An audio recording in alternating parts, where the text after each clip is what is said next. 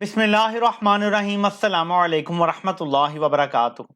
आमिर फारूक को एक बार फिर मुंह की खानी पड़ी है। बड़ी जल्दबाजी में, उजलत में, पीछे से डंडा मिलने पर अचानक शाह महमूद कुरैशी के जमानत केस में फैसला देता है कि साइफर केस का ट्रायल 4 हफ्ते में मुकम्मल किया जाए। नाज़रीन, इमरान खान की जो अपील डिविजनल बेंच सुन रहा है, उसने मजीद 4 दिन का स्टे दे दिया है। अब 20 तारीख को फैसला होगा। जो इमरान खान का जेल ट्रायल हो रहा है, क्या वो ओपन ट्रायल है? क्या वो आइन और कानून के मुताबिक हो रहा है? क्या इमरान खान को ओपन ट्रायल का हक हासिल है?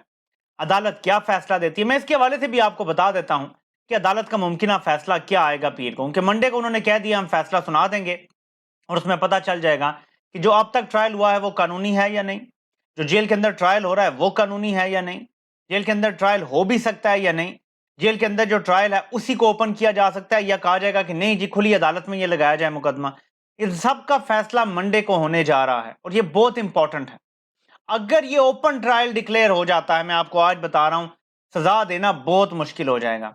जबकि आज मियां गुल हसन औरंगजेब साहब ने यह भी बात की है। क्या आपको पता है ना कि इस केस में इमरान खान को उम्र कैद भी हो सकती है।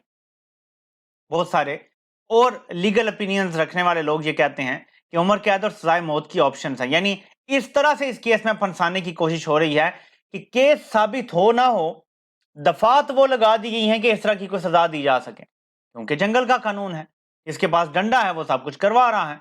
तो मैं आपको जरा बताता हूं हकायक क्या है। लेकिन इससे पहले बहुत खुशी हुई मुझे देख के कि इमरान रियाज खान बाहर हैं, अवाम में हैं, लोगों में हैं। अदालत ही पेश होना था उन्होंने, या जो भी कार्रवाई थी, लेकिन आज भी उनके मुंह से एक ही नारा सुनने को मिला और वो था पाकिस्तान जिंदाबाद। एक दुख ये हुआ कि वादे तौर पे देखा जा सकता है कि वो स्ट्रगल कर रहे हैं बोलने में। उन्होंने नारा जरूर लगाया, लेकिन मजीद अगला लफ्ज बोलने के लिए उनको स्ट्रगल करते देख के शदीद दुख पहुंचा। लेकिन मेरा सवाल उन लोगों से है जिन्होंने इमरान रियाज खान के साथ ये जुल्म किया है। 25 करोड़ अवाम है, ये मेरा आपको चैलेंज है। जुल्म करने वाले 25 करोड़ अवाम से ये सवाल पूछ लें कि उनका हीरो इमरान रियाज खान है या वो लोग हैं जिन्होंने इमरान रियाज खान पे जुल्म किया था। लग पता जाएगा। हीरोज ऐसे नहीं मरते, नजरियात ऐसे नहीं खत्म होते।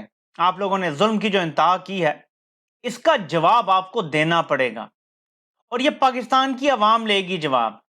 और ये जो आज का जवान है ना, ये खास इदारों में जाएगा, हर मुख्तलिफ इदारे में, यहीं से अदलिया में लोग जाएंगे, यहीं से बाकी इदारों में जाएंगे। और जो आज का नौजवान एक नजरिए पे इकट्ठा हो चुका है, ये जब बड़े ओहदों पे पहुंचेगा तब ही पाकिस्तान ठीक होगा। अगर आपने अब कब्जा ना छोड़ा तो कब्जा इस तरह से छूटेगा, लेकिन कब्जा छुटना है, ये बात तय है। ये मुल्क अब काबिज कुव्वतों के कब्जे में मजीद नहीं चल सकता। और यहीं से मैं आपको एक और बात बता दूं, फिर आते हैं इमरान खान के केसेस पर कि क्या होने जा रहा है मंडे को। मैं आपको पूरा डॉट कनेक्ट करके बताता हूं, लेकिन यह बात ध्यान में रखिएगा कि ये सब कुछ आलमी सतह से कंट्रोल हो रहा है और उसकी मैं आपको मिसाल देने जा रहा हूं। नाज़रीन, आईएमएफ ने जो रिव्यू किया है, कहने वाले तो यहां तक कह रहे हैं कि पिछला रिव्यू 6 महीने लगा के मुकम्मल किया, इस दफा 6 घंटे में फैसला हो गया कि पाकिस्तान की सब ओके रिपोर्ट है और मजीद पैसे देने के लिए हम तैयार हैं। डिफरेंस क्या है? 6 महीने पहले इमरान खान जेल में नहीं था, अब इमरान खान जेल में है। आप कहेंगे इससे क्या फर्क पड़ता है? मैं आपको दोबारा पीछे लेके जाना चाहता हूं। मेरे पाकिस्तानियों, ये समझना बड़ा जरूरी है। आप ये डॉट्स कनेक्ट करेंगे तो आपको ये आलमी सतह पे खतरनाक तरीन गेम समझ आएगी। 2022 army chief general Bajwa, Pakistan को आईएमएफ पैसे नहीं दे रहा। जुलाई का एंड था आई थिंक, वो कॉल करते हैं, या अगस्त का एंड था, और अमरीकी एक ओहदेदार से फोन पे बात करते हैं। उसके बाद उसी महीने के एंड में, यानी 2 एक हफ्ते लेटर, आईएमएफ का स्टाफ लेवल एग्रीमेंट हो जाता है। मैं सवाल उठाता हूं कि हमारे पास ऐसी कौन सी गिद्दड़ सिंगी है कि इधर से एक फोन जाता है अमेरिका को और उसके हफ्ते 2 बाद हमारा स्टाफ लेवल एग्रीमेंट हो जाता है जो पिछले 4-5 माह से फंसा हुआ था। मैंने वहां सवाल उठाया, मैं फिर दोहराता हूं कि क्या अमेरिका की यह डिमांड है कि इमरान खान को सॉर्ट आउट करो, और उसके बाद पूरी दुनिया ने देखा कि इमरान खान पे 3 नवंबर को कातलाना हमला हुआ। इमरान खान उस कातलाना हमले में बच गए और दोबारा से आईएमएफ ने आंखें फेर ली, और उसके बाद 6-7 महीने तक पाकिस्तान को पैसा नहीं मिला। इस दौरान इमरान खान पे 3 कातलाना हमले कम से कम हुए। 3 नवंबर वाला तो सबने देखा। 14 मार्च को इमरान खान के घर पे जो हमला हुआ रेंजर्स ने किया, वो वहां पे भी ऐसे ही था कि घुसेंगे रेंजर्स, मार धाड़ होगी, लोग रोकने की कोशिश करेंगे और वहीं मार दिया जाएगा इमरान खान को और कहा जाएगा जी कि किसी अपने की गोली लग गई है या चाकू लग गया या कोई पेट्रोल पंप फट गया या कुछ हुआ, ऐसा कुछ करना था।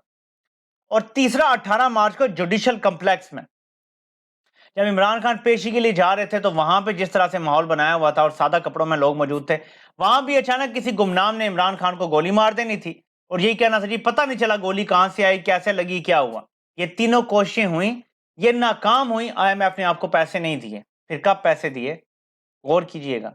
9 मई का फॉल्स फ्लैग ऑपरेशन हुआ, तहरीके इंसाफ पे जब क्रैकडाउन हुआ और बजाय तहरीके इंसाफ को दीवार में चुन दिया गया, तो उसके बाद IMF की टीम मुंह उठा के जमान पार्क पहुंची, इमरान खान से कहा जी कि हम ये प्रोग्राम देने के लिए तैयार हैं, आप भी राजी हैं। इमरान खान ने कहा मुझे क्या एतराज है, पाकिस्तान को जरूरत है इस प्रोग्राम की, आप दें। तो आपको प्रोग्राम मिल गया और आपको पैसे मिल गए, लेकिन 9 मई के बाद।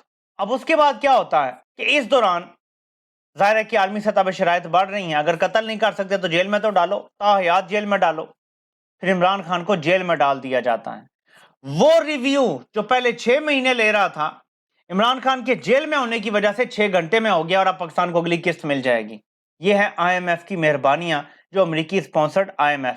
मेरे पाकिस्तानियों, ये हकायक हैं जो आपके सामने रखे जा रहे हैं। और अब आते हैं कि पीर को इमरान खान के केस में क्या होने जा रहा है। क्या कोई रिलीफ मिलेगा? क्या पिछली सारी कार्रवाई को कलअदम करार दिया जाएगा, जो कि देना चाहिए असूली तौर पे?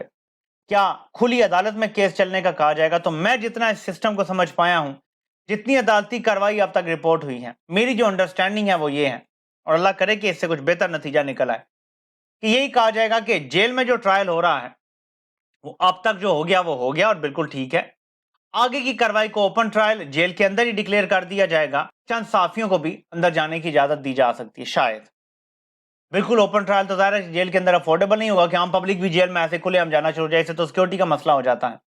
तो सिक्योरिटी को बुनियाद बना के एक कंट्रोल्ड ट्रायल को ही ओपन ट्रायल डिक्लेयर किया जा सकता है, क्योंकि मनसूबा साथ इमरान खान को ओपन कोर्ट में पेश करने का रिस्क नहीं ले सकते, न लेना चाहते हैं।